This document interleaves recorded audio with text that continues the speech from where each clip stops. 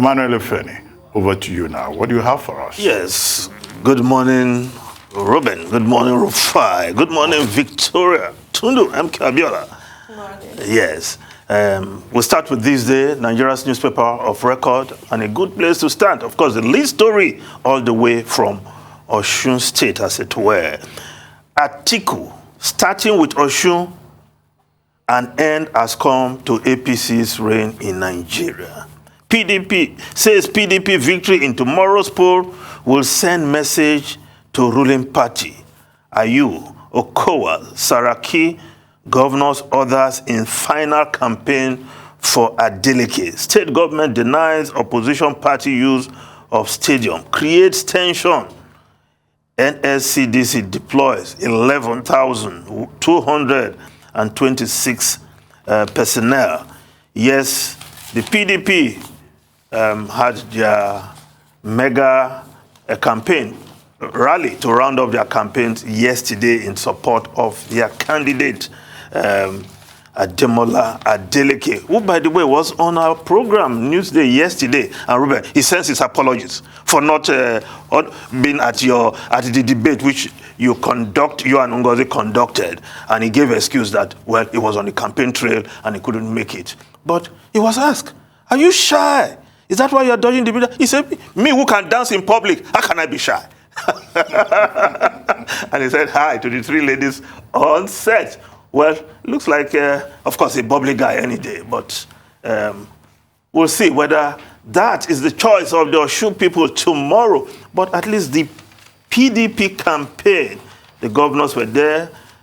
You expect the presidential candidate of the PDP to ooze confidence. But the Osun people will decide at the end of the day. But, of course, what the soundbite from the PDP campaign, not like the other one, where somebody does not seem to understand the dignity of labor. And you want to rework and bring back the economy up to speed, and you talk down on labor and laborers. That was from the other side. But let's just move on to other stories quickly. The Guardian newspaper, Muslim ticket. APC puts on hold Shetima's unveiling opposition mount. Make a change now, Ohaneze tells APC. Archbishop Kaigama, I didn't endorse Shetima. Change Lagos APC ticket to Christian to feel your action. Group tells Tinubu, we want a young candidate. APC groups reject Shetima. Okorie Uwazurike, Olafeso Akuns, others fault Adamu on ticket as Nigeria's reality. Now, the Vanguard newspaper also reporting this story. Selfish Northam governors pushed Tinubu into same-faith ticket. According to Sheni, yes, Professor Dr. Sheni, who is styled as the Northern APC Christian leader. I'm not too sure whether that is his statutory position, but of course, at times like this, people gather and protect their interests. So Professor Dr. Sheni alleging that it's the Northern governors who have pushed Asiwaju Bola Ahmed Tinubu, the candidate of the APC, into opting for a Muslim ticket. Says Nigerians can't afford Muslim president for 24 years. Notes, APC discriminates against Christians. Same faith ticket is party's business. ACF adds Awolowo Azikiwe had Christian tickets. Is already provoking religious distrust.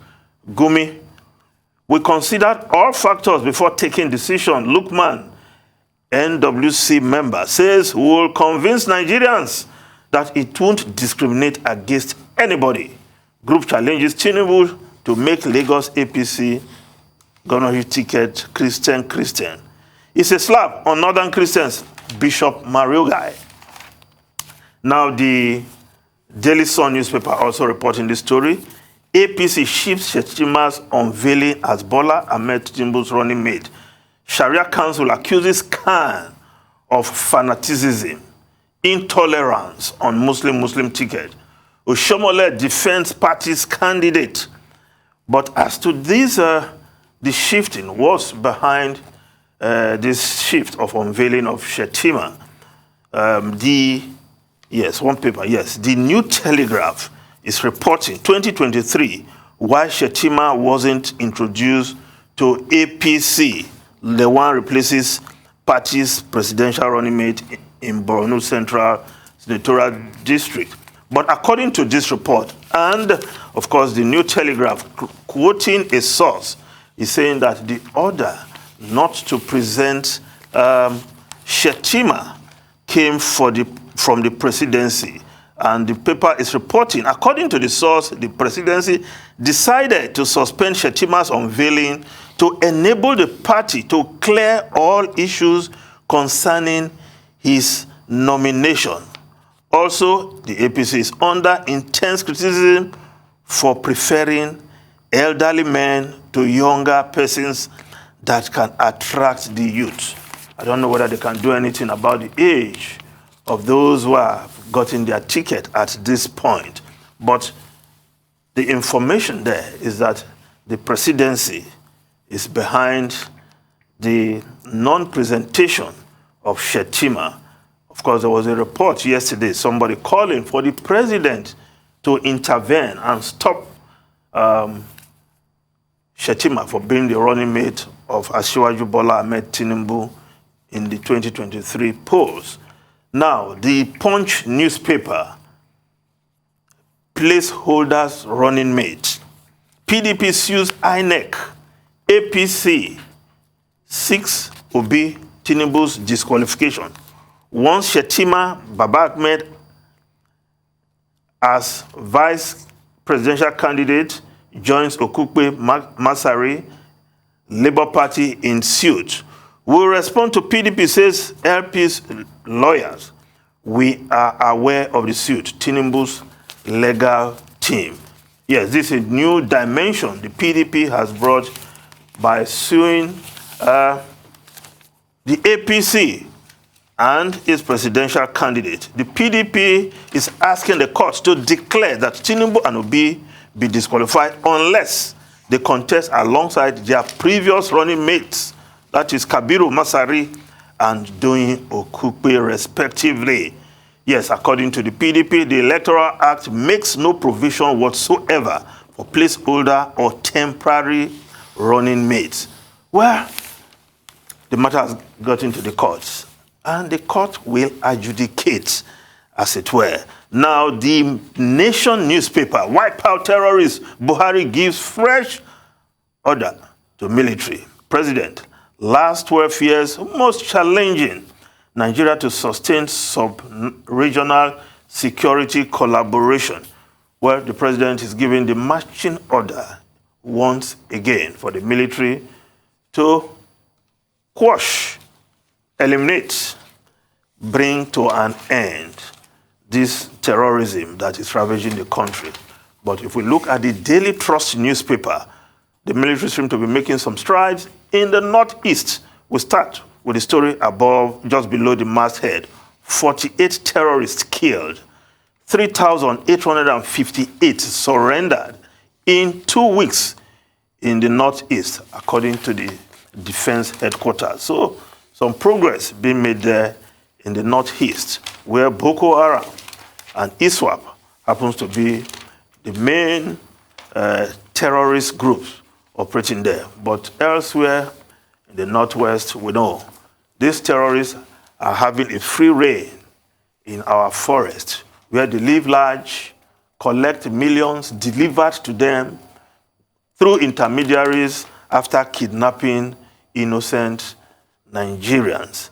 Now, the Daily Independent also has that story. The Daily Independent newspaper will help military wipe out terrorists from earth. Buhari, yes, when I saw that story, I was wondering, why should the president of the entire earth? Well, we still have Nigerian space to contend with.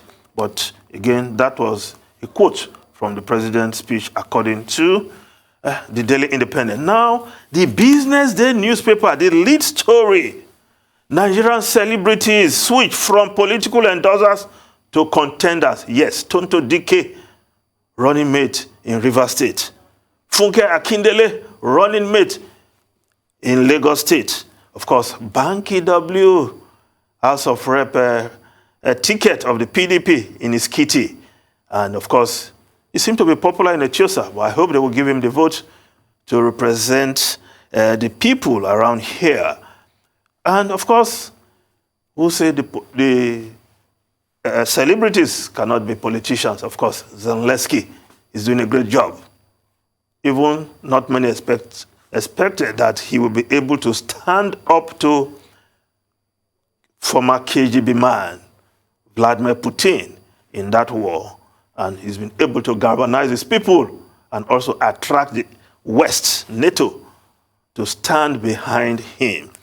So, good one for Nigerian celebrities, entertainers, artists. I'm sure maybe somebody one day will confront Alibaba. What are you still doing on stage when your mate is running a country in Ukraine and you are here still cracking jokes? Go and contest like your colleague in Ukraine. What if he doesn't want? How about that? Must everybody do politics? No, I'm sure somebody will challenge him one day. Yeah, but must everybody do No, politics? not necessarily. You just want to continue with your, how did Fars put it, your soft work and make good money. Well, yes. Not everybody will be Beppe Grillo in Italy. Yeah, truly, I agree with you. But perhaps why the business day is using this as its lead story. There's a story just beside that story that should scare Nigerians. So Rwanda forecast inflation above 40% on updated price index. If that is not scary, I wonder what will be at this time for Nigerians, because already all families, whether in Ikoyi or in Ajegule, they are feeling the pinch of the inflationary trend in Nigeria. Now, the foreign newspapers, quickly. The Times of London boost for Truss in bitter struggle with Mordaunt. Braver man backs foreign secretary to become PM. Rivals hit black operations attacks on character. Yes, Liz Truss has gained from former Brexit negotiator David Frost, who seemed to have endorsed her, and British lawmaker Suella Braverman to become the next UK president. But, of course, Penny Mordaunt, the candidate to beat, is also coming under attack by those who don't want her to be the prime minister. But she's clearly the candidate to beat with the kind of surge she has gotten. Boris Johnson is telling everybody who care to listen, back anybody but Sunak. Ruben Rufai and Tundu. The knives are out. Yes. Sunak, big time. They think he's disloyal. The gloves are off. Well, as for Penny Mordaunt, I think the most damaging comment has been the intervention of Lord Frost. Yes. Who said when she was working with him on the Brexit negotiation, that's Lord Frost, the Brexit negotiator, that she was always absent on the details, and that if she's allowed to become the prime minister, there's no way she will succeed as a prime minister. That in itself is, a very damaging testimonial. Although polls conducted, within the party indicate that Penny Mordaunt is not just popular within the party, but she's also likely to do well at the TV debates. The TV debates will take place this weekend.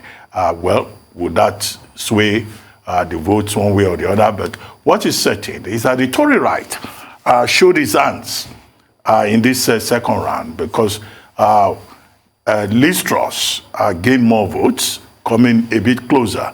Now with 67 of the votes, brought her closer to Penny Mordaunt, who came, from nowhere originally, yes, and came second. And she's still clinging to that second position. To Rishi Sunak. So she's still holding that position. She's moved from 67 to 88 votes. And that's why Lord Frost was now saying, look, let the Tory right unite. Don't waste your votes. Let the free marketeers within the party come together and not allow two centrists to emerge. Because if you have two centrists emerging, you cannot trust them. But the free marketeers, they like to fight among themselves. But he now says, come together so that it will be, Liz Truss will stand a better chance.